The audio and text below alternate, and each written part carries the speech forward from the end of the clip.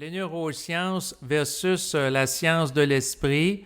Voilà le titre du texte dont je vais faire la lecture dans les prochaines minutes. Vous allez pouvoir le retrouver en cliquant sur le lien qui figure en bas de l'enregistrement présent que vous entendez. Avertissement par rapport aux propos tenus dans le cadre de cet enregistrement. Je ne demande pas de croire ce qui est dit, mais plutôt de vérifier par vous-même si cela est réel avec votre ressenti ou votre intellect. Bonne écoute! Les neurosciences, bien qu'elles puissent servir à mieux comprendre le fonctionnement du cerveau sur le plan physique et la façon dont il traite les informations, ne peuvent pas et ne pourront pas expliquer l'origine de la pensée en partant du principe intellectuel que le cerveau génère les pensées. Elles proviennent plutôt d'une dimension de réalité qui est au-delà du plan physique et qui ne peut pas être appréhendée pleinement par ce dernier étant plus limité. Le plan physique renferme qu'une partie infime de la réalité, il est impossible de tout l'appréhender à partir de lui. La multidimensionnalité du réel ne peut pas être cernée à partir de l'intellect qui analyse et réfléchit en relation avec l'activité du cerveau sur le plan physique. Il ne capte qu'une partie infime de la réalité, comme l'oreille physique humaine, qui ne peut entendre qu'une partie limitée des sons qui existent. Par exemple, le champ auditif des humains s'avère plus restreint que celui des chiens qui peuvent entendre des sons plus aigus, soit des ultrasons. Au fil des ans, la compréhension intellectuelle des gens du fonctionnement des composantes du cerveau se raffine, notamment par des développements technologiques sur le plan physique comme celui de l'électroencéphalogramme servant à évaluer l'activité électrique du cerveau. Elles permettent de cerner avec plus de précision son activité et pallier à certaines lacunes des perceptions sensorielles humaines pour appréhender le monde. Bien qu'il soit possible de percevoir avec de plus en plus de précision l'activité neuronale en relation avec la présence de la pensée, activant certaines zones du cerveau, il n'est pas envisageable de percevoir la pensée a priori. La pensée ne pourra pas être détectée par des appareils physiques, même s'ils sont de plus en plus sophistiqués et qu'ils permettent de bonifier les perceptions physiques humaines, étant donné qu'elle ne provient pas du plan physique. Bien que la pensée puisse agir sur lui et qu'on puisse détecter avec de plus en plus de précision l'activité électrique qui en découle avec des appareils. L'individu en tant que conscience habitant le plan physique est une interface entre le plan physique et celui psychique. Il est le pont entre le monde de l'esprit et celui biologique. Le cerveau biologique a été conçu pour recevoir des pensées et les traiter de manière à générer des actions du corps, des émotions, des sensations, des paroles, etc. Sur le plan physique, le cerveau n'a jamais produit de la pensée. Il n'est qu'un outil de traduction de cette dernière qui provient du plan éthérique. Les neuroscientifiques sont ou seront confrontés aux limites de leur science intellectuelle, si ce n'est pas déjà fait, et devront reconnaître, tôt ou tard, qu'ils ne peuvent pas pleinement cerner le phénomène de l'origine de la pensée à partir de l'intellect et des technologies physiques, ce qui permettra d'appréhender cette réalité avec efficacité, c'est celle de la cerner à partir d'une conscience vibratoire de nature multidimensionnelle permettant de vivre un contact conscient avec la source des pensées se trouvant sur le plan éthérique, étant au-delà de celui physique. Il permet d'avoir un recul par rapport à cette réalité. Comme la conscience vibratoire n'est pas accessible présentement à un grand nombre de personnes sur le plan physique au moment où ces considérations sont tenues, elle ne peut pas être évoquée comme élément explicatif crédible et faire consensus dans les milieux scientifiques de gens qui cherchent à appréhender seulement le monde à partir de l'intellect. Il n'est pas possible pleinement d'appréhender le cerveau à partir du cerveau. Cela mène à une impasse.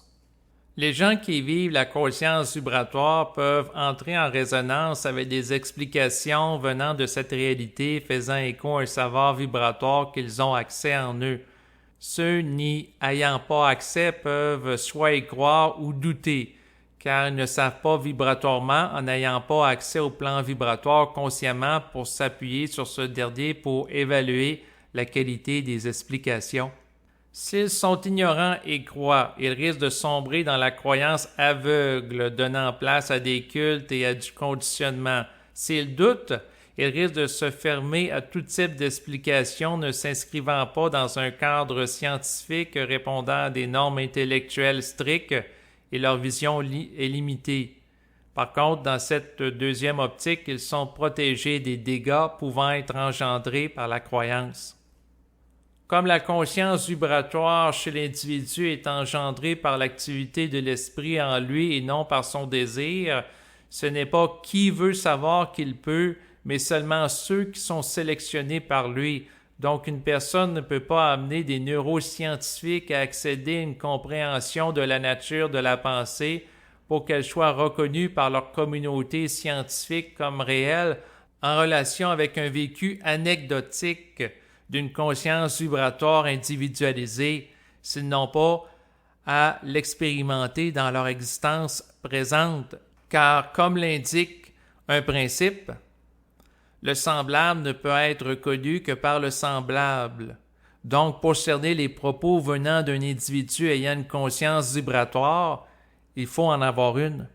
L'individu qui se conscientise ne peut pas changer le collectif pour qu'il accède à une conscience vibratoire.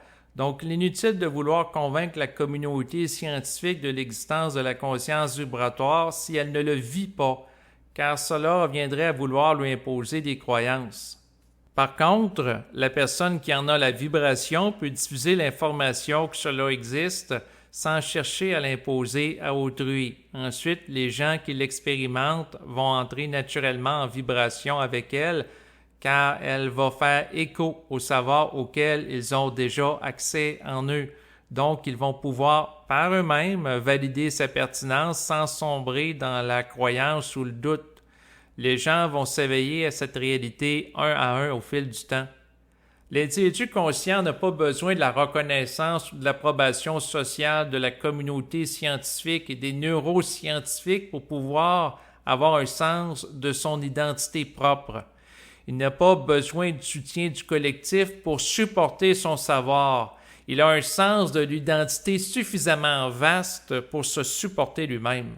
Il est compréhensible que des scientifiques aillent dire que tout ce qui se rapporte à la réalité vibratoire ou les expériences paranormales, expériences de sortie hors corps, télépathie, remote viewing, etc., n'étant pas reconnues par la science officielle, reposant sur une manière intellectuelle d'appréhender le monde, s'avèrent le fruit d'hallucinations parce qu'ils ne vivent pas cela. Ce genre de phénomènes ne font pas alors sens pour eux. Comme ils ne peuvent pas les appréhender avec l'intellect, il y en a qui vont préférer nier leur existence. S'ils étaient amenés à expérimenter ce genre de phénomène alors qu'ils ne sont pas prêts, cela serait plus nuisible qu'utile pour eux et cela engendrerait des chocs difficiles à équilibrer par la suite en vue qu'ils aient une vie fonctionnelle après en société. Par contre, en ne les expérimentant pas, ils ne peuvent pas comprendre totalement les gens qui vivent de telles expériences et ces derniers peuvent se sentir incompris par eux. Il peut en découler du mépris, du rejet et de la stigmatisation sociale des expérienceurs de phénomènes jugés par certains comme étant étranges. Il n'y a pas de situation parfaite pour les gens qui font l'expérience de réalités qui sont voilées pour d'autres. D'un côté, cela leur donne accès à une compréhension de la réalité plus vaste qui va enrichir leur vécu, mais d'un autre, cela ne leur permet pas de se sentir normaux à la différence de la majorité des individus de la société qui ne vivent pas de telles expériences. Sinon, il n'est pas nécessaire d'avoir une compréhension intellectualisée du fonctionnement des différentes zones du cerveau et de ses composantes d'une perspective neuroscientifique pour pouvoir l'utiliser. Cela est au même titre qu'il n'est pas nécessaire de savoir comment fonctionne le moteur, les freins et autres composantes d'un véhicule automobile pour pouvoir le conduire et l'utiliser. Néanmoins, ce type de compréhension fonctionnelle peut être utile pour la personne qui est appelée à appréhender le cerveau ou le véhicule automobile d'une perspective intellectuelle en vue de la réalisation d'un travail particulier, comme celui d'enseignant ou de vulgarisateur scientifique. Lorsque tous les gens sur Terre vivront de la conscience vibratoire, la science intellectuelle aura progressivement disparu. Rendu à ce stade de développement de conscience, ce qui était autrefois vu comme paranormal sera alors la normalité, étant donné qu'ils pourront les appréhender psychiquement, les phénomènes qui étaient autrefois perçus comme mystérieux. De plus, il y aura alors des consensus scientifiques qui seront faits sur la base de consensus psychiques faits auprès d'une masse critique atteinte d'individus vivant d'une conscience nouvelle. C'est une question de temps avant que cela arrive, car le nombre de gens vivant d'une conscience vibratoire et absolue est appelé à augmenter progressivement avec le temps.